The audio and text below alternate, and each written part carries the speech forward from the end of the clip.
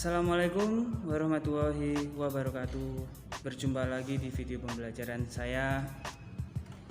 Kali ini kita akan membahas tentang prinsip kerajinan hias dan fungsi pakai. Apa itu kerajinan fungsi hias dan fungsi pakai, kita bahas nanti. Tapi sebelumnya selalu saya ingatkan untuk sebelum mulai pembelajaran kita berdoa terlebih dahulu agar pembelajaran kali ini diberikan manfaat dan kita bisa mengambil ilmunya. Serta selalu bersyukur karena kita masih selalu diberikan kesehatan sehingga kita bisa belajar di pertemuan kali ini. Langsung saja, yang pertama kita lihat judul atau temanya tadi, fungsi hias dan fungsi pakai. Bisa dilihat gambarnya? Ya. Gambarnya ada orang memakai canting sedang apa? Sedang membatik. Ya, bisa dilihat gambarnya ada orang yang sedang membatik memakai canting. Jadi apa hubungannya dengan fungsi hias dan fungsi pakai? Kita lihat slide-nya berikut ini. Yang pertama, prinsipnya yaitu keunikan bahan kerajinan. Yang kedua, keterampilan tangan. Dan yang ketiga, unsur estetika. Yang keempat, unsur hiasan. Ya, itulah 4 prinsip dari fungsi hias dan fungsi pakai. Kita akan bahas satu per satu. Yang pertama kita bahas keunikan bahan kerajinan. Bisa dilihat pada gambar, ya kan? Apa hubungannya dengan keunikan bahan kerajinan? Di gambar itu yang sebelah kanan ada pengrajin kain menggunakan mesin tradisional, bukan mesin ya, alat tradisional. Yang sebelah kiri kalian itu adalah mesin modern, ya. Semuanya sudah modern, sudah cepat. Ya, kedua gambar ini itu memiliki keunikan. Nah, makanya dimasukkan ke dalam prinsip tadi. Nah, keterangannya adalah sumber daya alam Indonesia dapat dimanfaatkan sebagai bahan dasar kerajinan karena bersedianya sangat melimpah. Karena sangat melimpah, tahu sendiri kan, di Indonesia itu sumber daya alamnya itu sangat banyak, sangat melimpah sehingga bisa dibentuk untuk kerajinan. Terus teknik pekerjaannya sebuah kerajinan pun dipengaruhi oleh alat yang dipakainya, ya kan? Tekniknya itu dipengaruhi oleh alatnya. Misalnya kita menggunakan alat tradisional, maka tekniknya juga tradisional, masih manual, masih lama. Beda dengan yang sebelah kiri, itu tekniknya sudah beda lagi karena alatnya sudah modern. Terus yang kedua, keterampilan tangan. Prinsip yang kedua ini kita menggunakan keterampilan tangan. Bisa dilihat pada gambar ada orang yang sedang menenun, ya kan? Ibu-ibu sedang menenun, ya, itu butuh keterampilan tangan. Keterangannya adalah sebagai berikut, yaitu kesadaran material consciousness adalah kesadaran bekerja melalui dan dengan peralatan yang ada pada kita. Jadi ibu ini sadar bahwa alat kedua tangannya tidak cukup untuk membuat tenun, akhirnya memakai alat.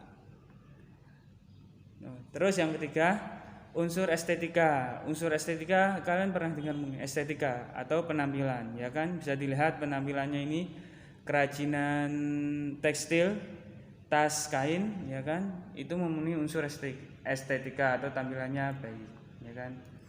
Yang pertama, nilai estetika adalah karya kerajinan, fungsi hias dan fungsi pakai dilihat dari aspek bentuk, warna, ragam, hias dan komposisi, ya kan.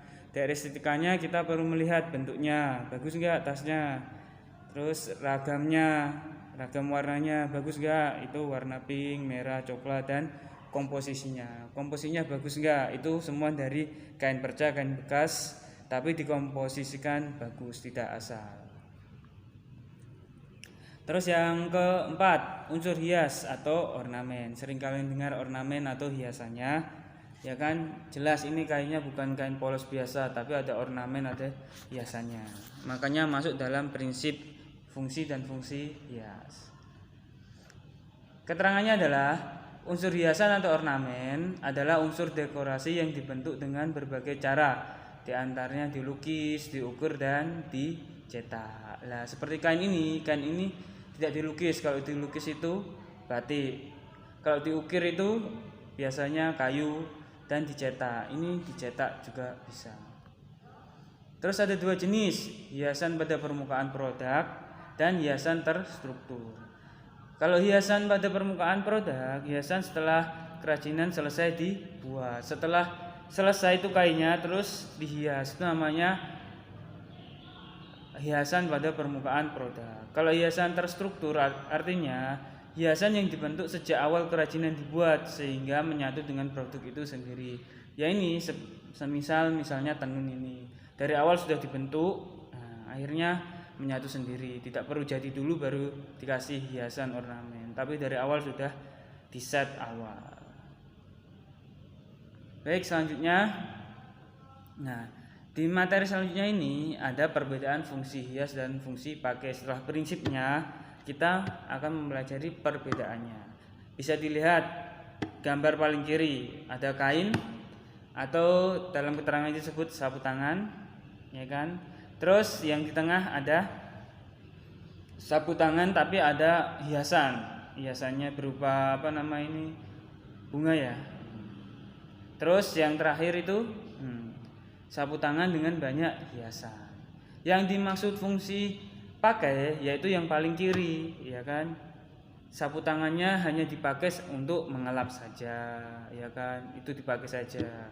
Kalau yang tengah itu selain untuk mengelap, dia ada unsur estetikanya, ya kan? Dihias bagus kan? Nah, terus yang paling kanan itu yang dengan coraknya semuanya full dengan hiasan, maka unsur estetikanya ada, ya kan? Tapi yang paling kanan ini sebenarnya tidak digunakan fungsi pakai, hanya fungsi hias. Itulah perbedaannya. Di kalimat utamanya itu, kerajinan tekstil yang bertujuan sebagai fungsi hias dan fungsi pakai sama-sama memiliki nilai ekonomis. Maksudnya nilai ekonomis, ini harga jualnya beda-beda.